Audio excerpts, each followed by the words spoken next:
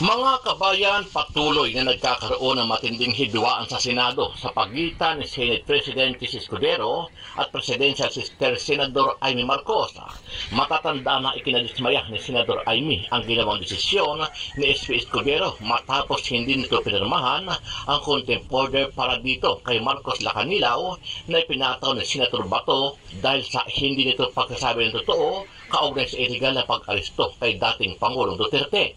Bukod sa hindi pagpirma ni SP Escudero, ipinag-utos niya na palayain agad itong si Lacanilaw, bagay na lalo nagpainit sa ulo ni Amy Marcos at Senator Bato. Si SP Chis noon pa ayaw talaga pirmahan. Yung unang hearing, 2 sampinang hinihingi ko, pirmahan sana niya dahil hindi sumisipot. Yung ikalawang hearing, nakita naman ang lahat, walang sumipot ni isa, sangkatutak ang aking sampina. Hindi rin pinirmahan. Tapos nakiusap siya sa Malacanang, biglang pinagbigyan kami ng 10 witnesses. Pumayag na ako sa 10 witnesses, at least matuloy lang. Tapos pinaltan din yung date, pumayag na rin ako, matuloy lang. Pinagbibigyan ko ng pinagbibigyan, pero labis naman yung pinalaya, yung na-detain, hayaan naman pumunta sa libing, wala namang problema yun. Contempt kasi is an option given to the committee. Tapos pipirma yung Senate President. Hindi ko naman binida yung contempt order. Pinakita ko lamang nung tinatanong na kung bakit pinalaya. Eh yung pala, hindi pa niya nakikita yung contempt order at pinalaya na niya kaagad. Matapos ang naging pahayag ni Senator Amy, agad namang bumilta si Escudero at sinabi niya na hindi siya papayag na gamitin ni Amy ang Senado para lang sa kanyang plataforma at sariling interes.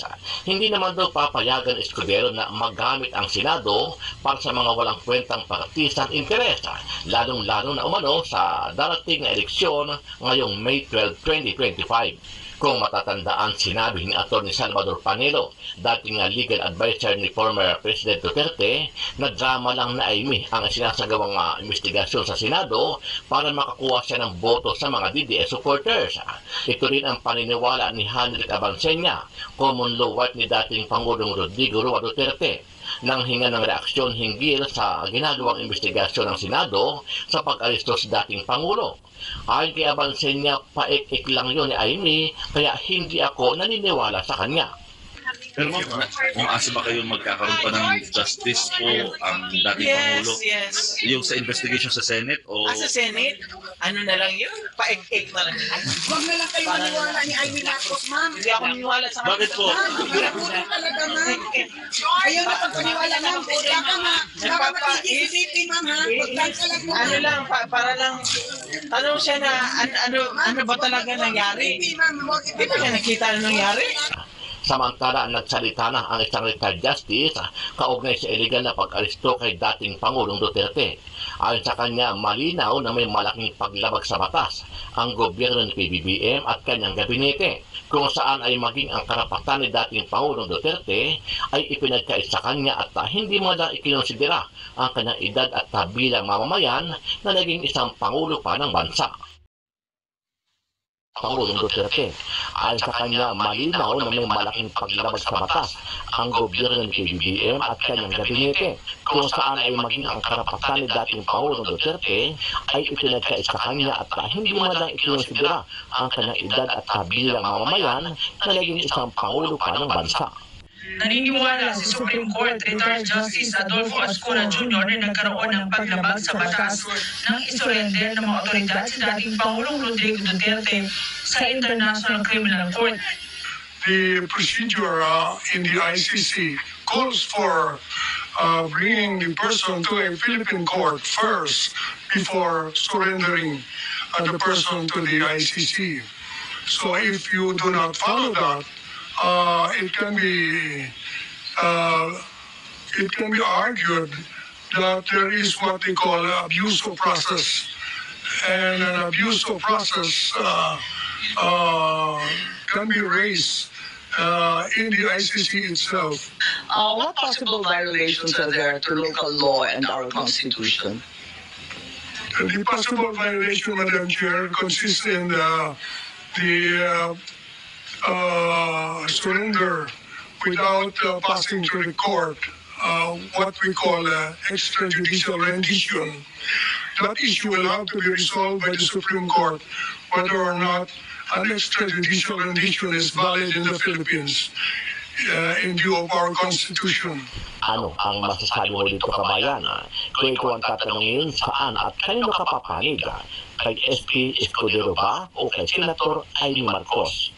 Sama-sama natin panoorin ang buong video at pakikomment po ang inyong mga reaksyon at Retired Justice Adolfo Ascuna Jr. na nagkaroon ng paglabag sa batas ng isurrender ng mga otoridad si dating Pangulong Rodrigo Duterte sa International Criminal Court.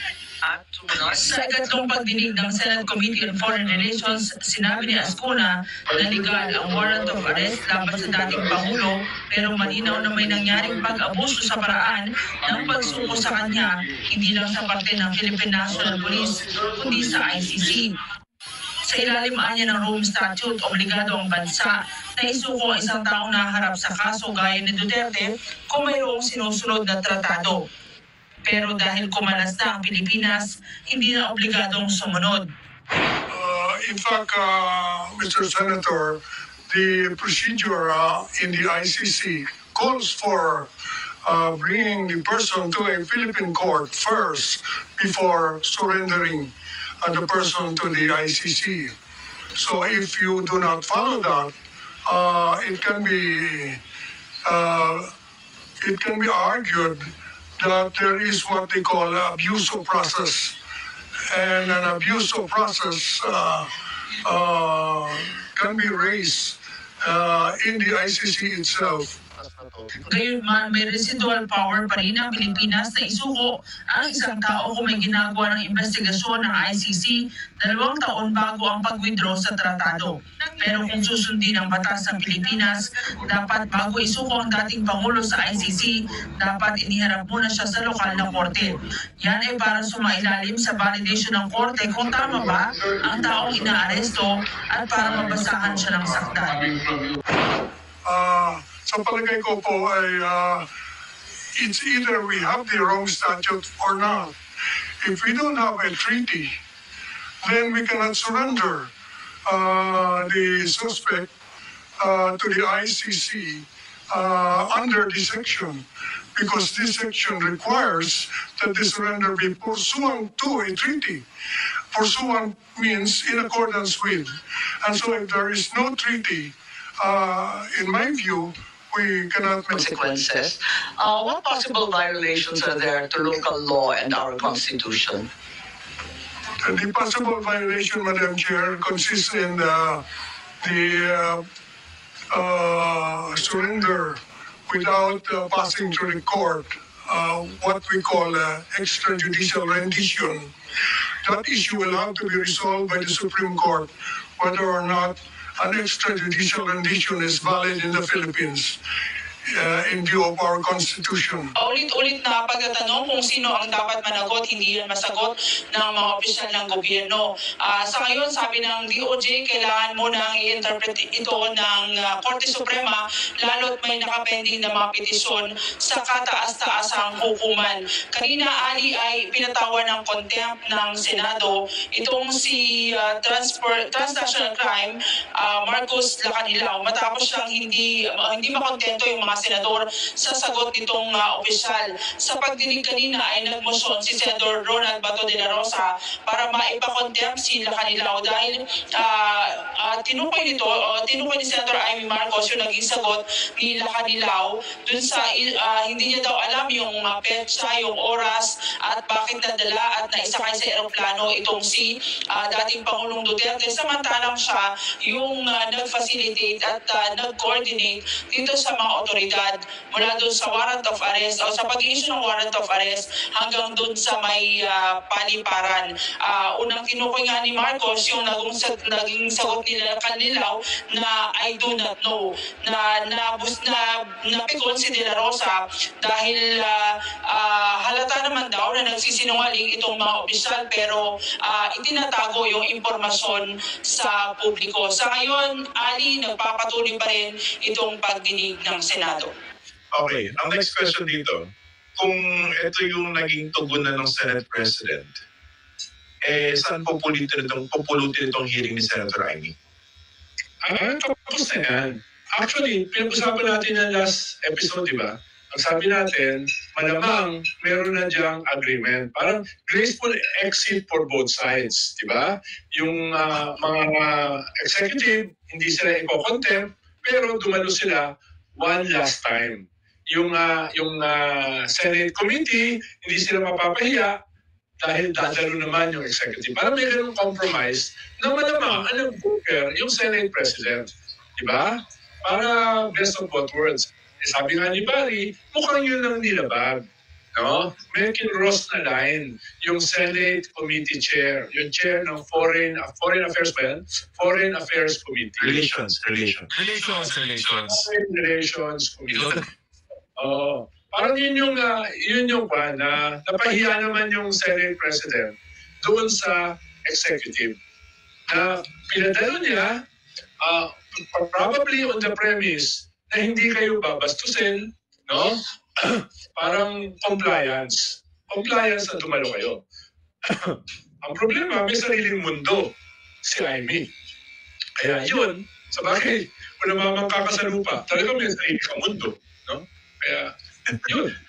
Agree ako sa sinabi niya, mukha talagang klaro dito, merong paglabag doon sa kung ano mang usapan ng nandun. So instead of okay, pinagdumalo, diba, hindi babastusin, pag pinausapan pa ka, yung huling hearing, ay humirit pa ng ganong klaseng contempt. Ako, kaklaruhin mo lang yung basis for the contempt dito, at hindi nila gusto yung sagot. Diba? Yun yung punto. Hindi nila gusto. Diba? Meron lang konting bahid ng parang, dahil ito yung tao na sumama doon sa aeroplano na naglipad kay dating Pangulong Duterte papunta sa Dahig. Parang merong bahid ng parang gusto lang nilang bawian o parusahan. Dahil ikaw ang nagdali. Diba? At yun, ayaw mong aminin, ayaw mong akuin, ayaw mong sagutin yung mga tanong namin ng malinaw, kaya ito, paparusahan ka namin. Diba? Klaro yun from yung tono doon sa motion na ginawa ni Senator Bato de la Rosa at yung immediate na pag-affirm nito at pag-approve nito nung chair, si Senator Amy Marcos. Kaya babalikan ko lang yung isang bagay na napag-usapan din natin last time, di ba? Na ito, proof positive na hindi talaga makakakuha ng fair trial si dating Pangulong Duterte kung dito Ito nga Wala pang inuusad yung trial na ito. Hindi pa nagkakaroon ng substantial na pagkilos yung proseso. Sinusubukan nilang bawian gantihan yung mga taong tingin nilang may kinalaman doon sa pagpapasurrender sa kanya. Yun nga lang, hindi nila pwedeng targetin yung mga cabinet secretary. So, napag-diskitahan. Ito special envoy. Diba? Kasi alam namang gawin mo yun kay Secretary Remulla. Diba? Hindi naman na kaya.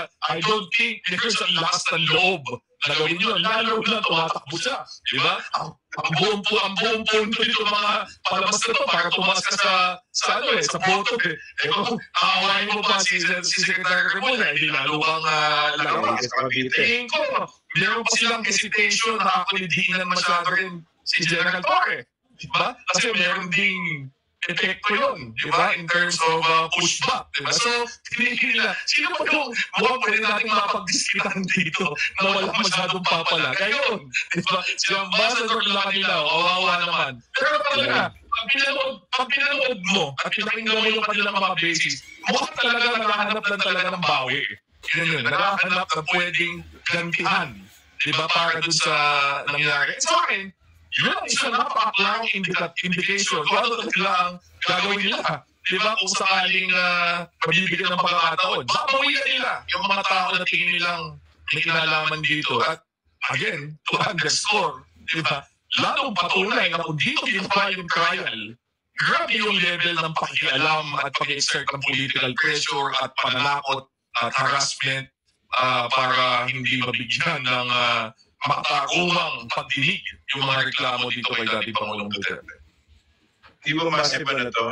Hindi naman sa sinasabi natin hindi sanay sa miscalculation si Senator Amy, no? Pero hindi ba ito yung biggest miscalculation so far na ginawa niya dito sa hearing na ito?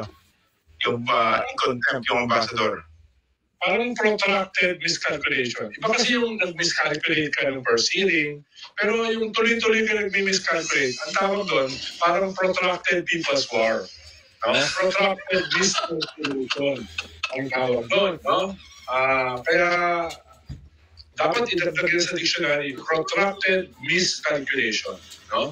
Imagine mo, mismo si Hanilet, sabi ni Amy, hindi niya alam yung nangyari. Ano? Hindi niya alam yung nangyari? No? Kaartihan lang yan, yung hearing na yan. No? Pero mo, yun ang mismo nagsabi, yung asawa ng kanyang pinagtatanggol na binviolate ang human rights at saka due process, yun ang mismo nagsabi.